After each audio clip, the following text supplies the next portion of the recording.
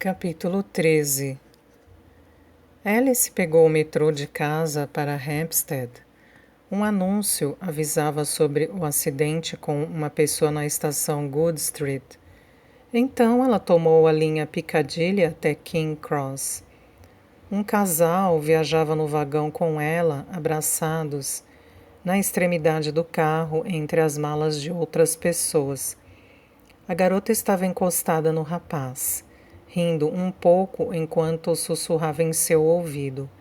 Alice cruzou o olhar com um homem de aparência pomposa do outro lado. Ele levantou as sobrancelhas com o desprezo para o casal, mas Alice se recusou a se aliar a ele e desviou o olhar. Lembrava-se do amor, do tipo de amor arrebatador dos jovens, mesmo que fizesse muito tempo desde que ela o sentira. Havia beleza no amor, assim como havia perigo. Um amor como esse fazia o resto do mundo desaparecer. Tinha o poder de fazer até a pessoa mais sensata abrir mão de sua sensatez. Se Benjamin Monroe tivesse pedido que ela morresse por ele naquele verão, Alice tinha certeza de que morreria. Ele não pedira, claro. Pedira muito pouco dela, no fim. Mas também não precisara pedir. Ela lhe dera alegremente tudo o que ele queria. Na época, ele se exibia comportamento discreto, criança tola. Julgava-se tão inteligente e adulta, mas estava cega. O amor a havia cegado para as falhas, tanto as dela quanto as dele, assim como William Blake dissera que o amor faria. O amor tornava as pessoas fora da lei, lhes dava asas e as deixava sem limites, descuidadas. E eles foram vistos juntos, ela e Ben. Talvez Débora não soubesse sobre eles, mas outra pessoa sabia. Enquanto o metrô sacolejava, duas vozes do passado voltaram para ela, como se viessem de um velho rádio transmitindo através das décadas. Era noite de inverno em 1940. No auge da Blitz, e Clemmy fora a Londres rapidamente, em uma licença inesperada, se alojando no minúsculo apartamento de Alice. Elas estavam compartilhando histórias da guerra enquanto tomavam uma garrafa de gin. O trabalho de Clemmy como auxiliar de transporte aéreo, os contos de Alice sobre a recuperação de locais bombardeados e, conforme avançavam na noite, a garrafa mais vazia e as irmãs mais sentimentais, a conversa se voltara para o pai, a grande guerra e os horrores que ele tinha visto, e que só agora elas começavam a entender. Ele escondeu bem, não foi? Perguntou Clemmy. Ele não queria nos sobrecarregar. Mas ele nunca disse uma palavra, nenhuma. Eu não consigo imaginar passar por tudo isso e simplesmente deixar tudo de lado até a guerra terminar. Posso me ver aborrecendo meus netos e os levando às lágrimas quando for velha, enchendo seus ouvidos com histórias da guerra e de minha participação nela. Mas não, papai, eu nunca imaginaria que ele estivera nas trincheiras. A lama, os ratos e o inferno de ver seus companheiros morrerem. Ele falou alguma vez com você sobre isso? Alice balançou a cabeça. Eu me lembro dele dizendo que ficava feliz por ter tido filhas, que nenhum filho seu teria que lutar se houvesse outra guerra. Ela ergueu o copo em direção ao uniforme de Clemmy e deu um meio sorriso. Acho que ninguém está certo o tempo todo, nem mesmo o papai, concordou Clemmy. E não importa o que dissesse, ele queria um filho. Todos os homens querem, segundo vovó Dashiell. Alice não acrescentou que aquela mulher venenosa dissera isso em outubro de 1920, logo depois de Clemmy nascer, repreendendo a mãe delas, pois uma terceira filha não era a forma de acolher o marido de volta depois da guerra. De todo modo, ele conseguiu um no fim, disse Cleme. Ele teve seu filho. Então, elas ficaram sentadas em silêncio. A conversa as levara para a infância. E o grande assunto, o tabu, que era seu irmão, cada uma perdida nas próprias lembranças do passado. O bebê, no apartamento de cima, começou a chorar. Uma sirene soou em uma parte distante de Londres, e Alice se levantou, a sala se inclinando enquanto pegava os copos vazios com uma das mãos, levando-os presos entre os dedos para a pia, sob a pequena janela coberta de fuligem entrecruzada, com fita adesiva. Ela estava de costas para a irmã quando Cleme disse: Vi aquele homem a caminho da França, o jardineiro que trabalhou por um tempo em Loinas. A palavra estalou como um fósforo, sendo aceso na sala fria. Alice cerrou as mãos e as enfiou nas mangas do casaco de tricô. Enrijecendo, ela se virou para a irmã e se ouviu dizer: Que jardineiro!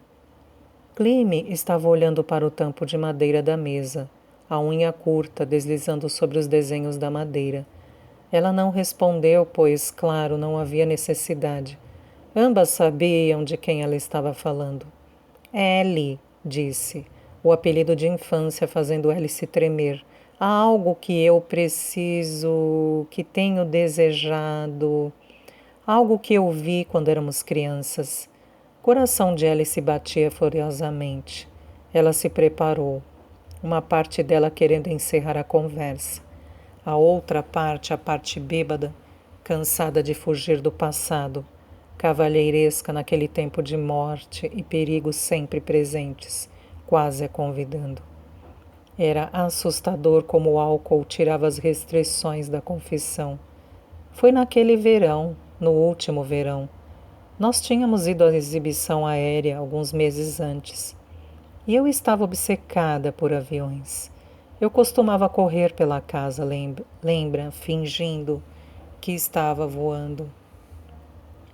Alice assentiu, a garganta seca.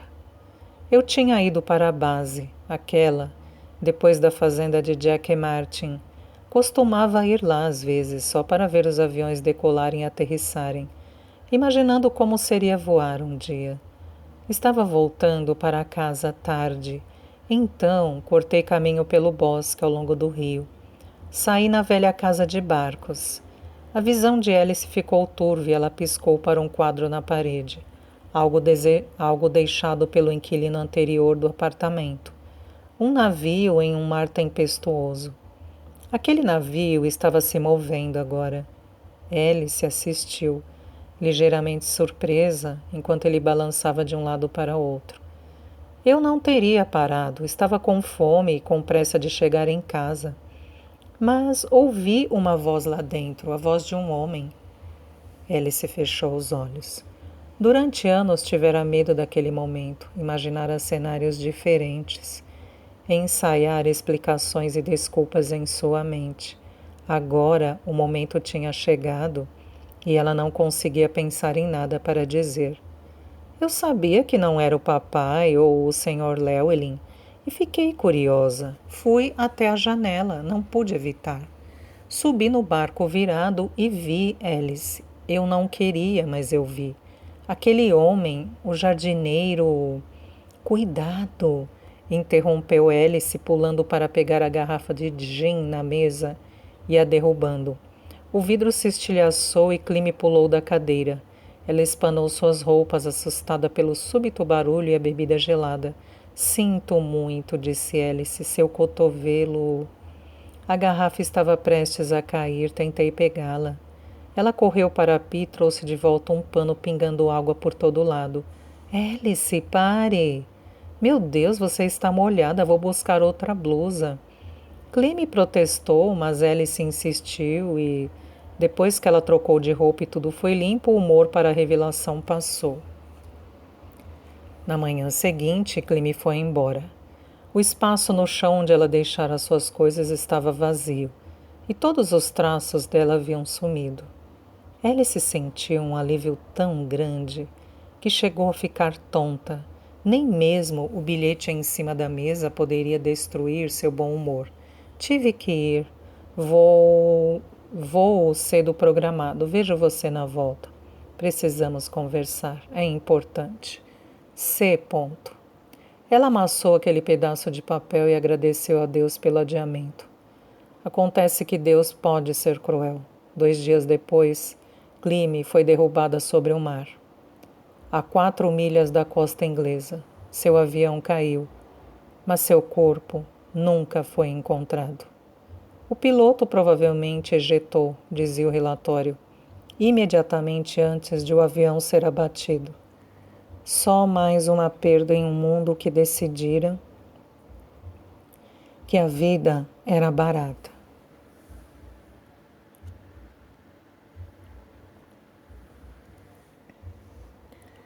Alice não era egocêntrica o suficiente para acreditar que os destinos de outras pessoas estavam a serviço de suas lições de vida. Ela abominava a expressão tudo acontece por um motivo. Com certeza havia consequências para tudo o que aconteceu, mas essa era uma perspectiva completamente diferente. Então escolheu ver isso como uma mera coincidência, que a morte de uma irmã tenha poupado seu envolvimento na morte do irmão. Alice ainda via a irmã quando menos esperava. Nos dias de verão, quando olhava para o sol pulsante e sua visão ficava estrelada. Uma mancha preta disparando pelo céu, girando num arco gracioso, caindo silenciosamente no mar. Aquela garotinha que girava nos campos de braços abertos. A segunda dos irmãos de Alice a desaparecer.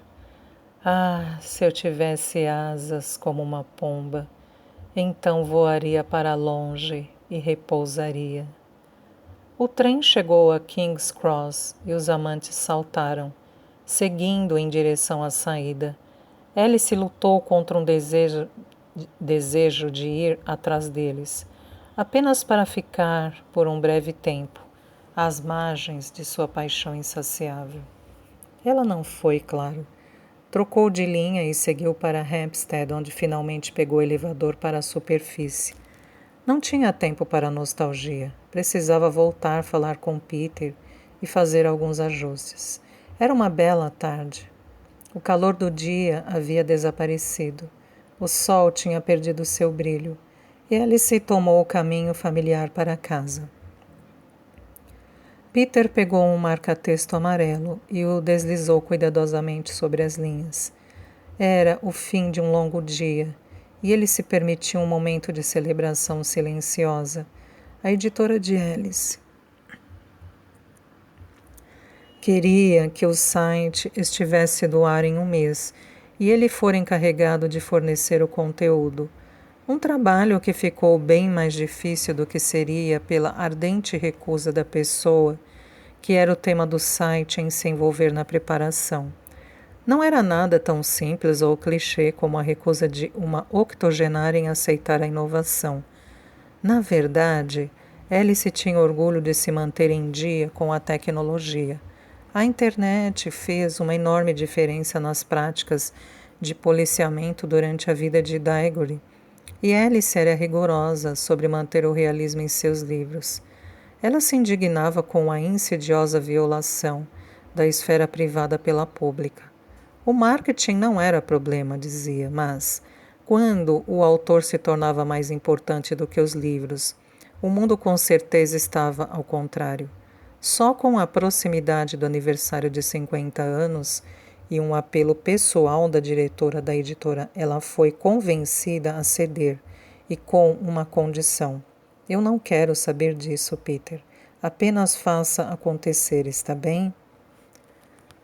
Peter tinha prometido que aconteceria e agia com cautela, tomando o cuidado de evitar qualquer menção a palavras como online e plataforma, quando ela pudesse estar ouvindo.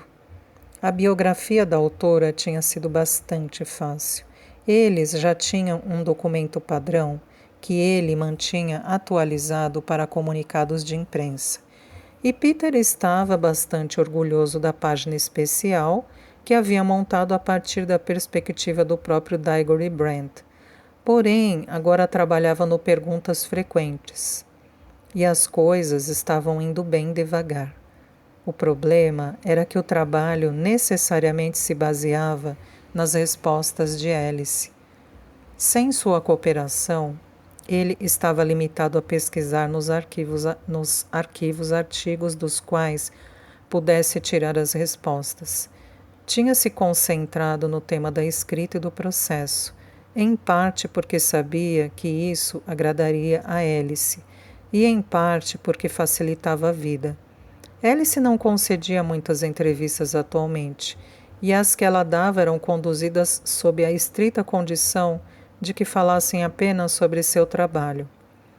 Ela guardava sua privacidade com um fervor que Peter às vezes se preocupava, em silêncio para si mesmo, e nunca de modo que ela pudesse intuir sua preocupação, que estivesse se aproximando da neurose. Entretanto, ele incluíra algumas questões pessoais em respeito ao assessor de imprensa de Alice, que tinha enviado uma lista curta de 30 sugestões, e para encontrar as respostas, precisava pesquisar sobre décadas antes. Os arquivos pessoais de Alice não eram organizados. Havia alguns sistemas de arquivamento interessantes e variados implementados ao longo dos anos. A tarefa era mais complicada do que poderia ter sido. Mas então, finalmente, o sucesso. Em uma entrevista ao Yorkshire Post, datada de agosto de 1956, ele encontrou uma citação de Alice que, com alguns ajustes, poderia responder a uma das questões pessoais problemáticas. Pergunta: que tipo de criança você foi? Você já era escritora nesta época? Peter olhou para as linhas que acabara de destacar. Resposta: : Eu sempre fui rabiscadora, o tipo de criança repreendida por escrever nas paredes ou por gravar o nome nos móveis. Tive a sorte de ser bastante encorajada por um amigo da família, um escritor que nunca parecia se cansar de incentivar uma criança em seus voos fantasiosos. Um dos maiores presentes que já recebi foi o meu primeiro diário. Meu pai é que me deu. Como eu adorava aquele caderno!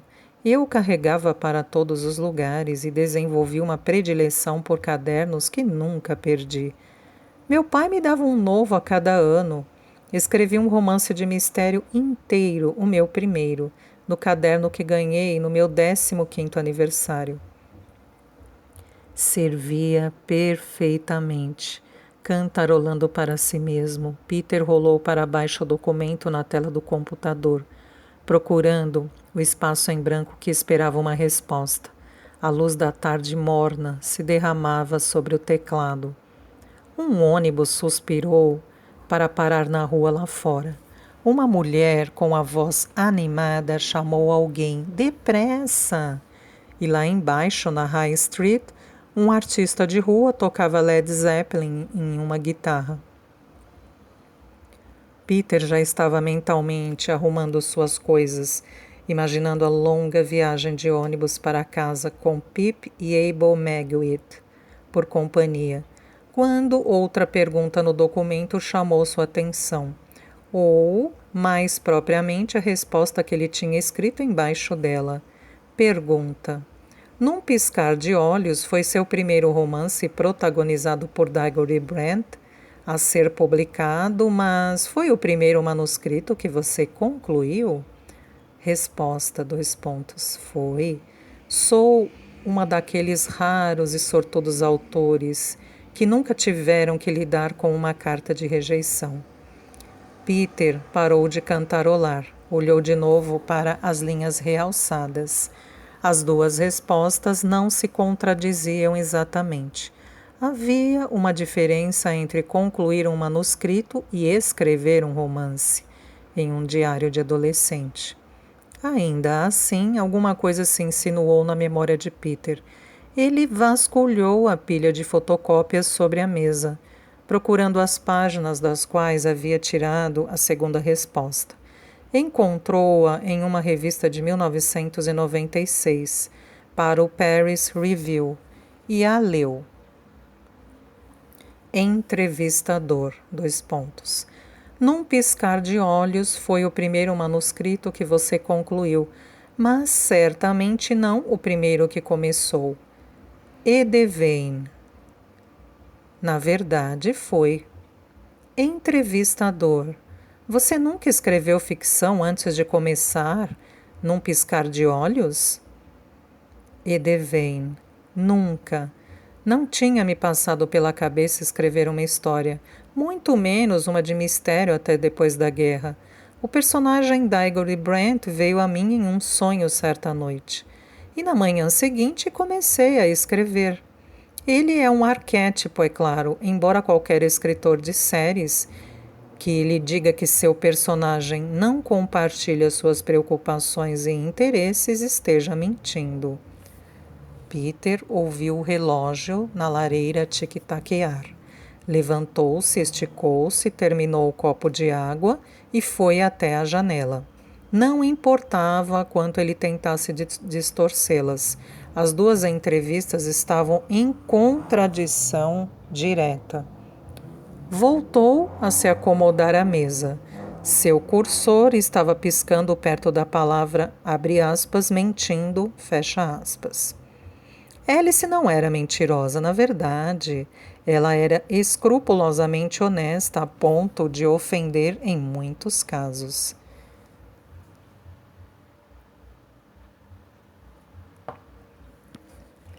Então, a discrepância era um erro. Passaram-se 40 anos entre a primeira e a segunda resposta. E nesse tempo, ela esqueceu. Alice tinha 86 anos.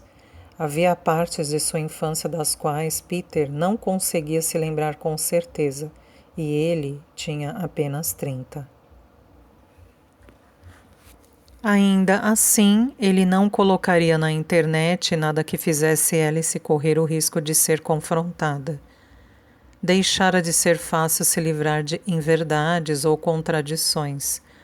Tudo era instantaneamente verificável. As contradições eram captadas como insetos na internet. Já não era possível esquecer. Peter estendeu a mão para tocar o teclado preguiçosamente com o dedo. Não era nada demais, só um aborrecimento. Não podia exatamente perguntar a Alice qual entrevista era correta. Ele tinha prometido fazer o site acontecer, sem incomodá-la. E valorizava muito a vida para arriscar insinuar que ela dissera uma mentira. Seus olhos voltaram para a tela. Não tinha me passado pela cabeça escrever uma história, muito menos uma de mistério, até depois da guerra. Como eu adorava aquele caderno! Eu o carregava para todos os lugares e desenvolvi uma predileção por cadernos que nunca perdi. Escrevi um romance de mistério inteiro, o meu primeiro, no caderno que ganhei do meu 15º aniversário. Passos arranharam os degraus lá fora e Peter olhou para o relógio. A porta da frente se abriu e ele ouviu Alice no corredor. Peter? Na biblioteca, gritou, apertando o botão de desligar para que sua página fosse reduzida a um único pontinho eletrônico. Eu estava terminando. Uma xícara de chá antes que eu vá? Sim, por favor. Alice apareceu à porta. Tenho algumas questões que gostaria de discutir com você. Ela parecia cansada, mais frágil do que ele estava acostumado a vê-la. Parecia estar carregando o calor do dia nos vincos de suas roupas, em sua pele, no seu jeito. Algum recado? Perguntou ela, sentando-se para tirar os sapatos. Jane ligou para saber do novo romance. Cynthia quer falar da divulgação e Débora telefonou. Débora? Alice ergueu os olhos bruscamente. Faz apenas meia hora. Mas acabei de encontrá-la, ela está bem? Deixou algum recado? Sim. Peter empurrou os arquivos de entrevistas para o lado para encontrar a anotação. Está aqui em algum lugar. Eu anotei para não esquecer. Afinal, encontrou o pedaço de papel e franziu a testa para seus garranchos. Débora era sempre formal ao telefone, mas naquele dia fora excepcionalmente circunspecta, insistindo para que ele repetisse sua mensagem para Alice literalmente, pois era importante. Ela disse para eu lhe dizer que ela se lembra dele sim, e que seu nome era Benjamin Monroe.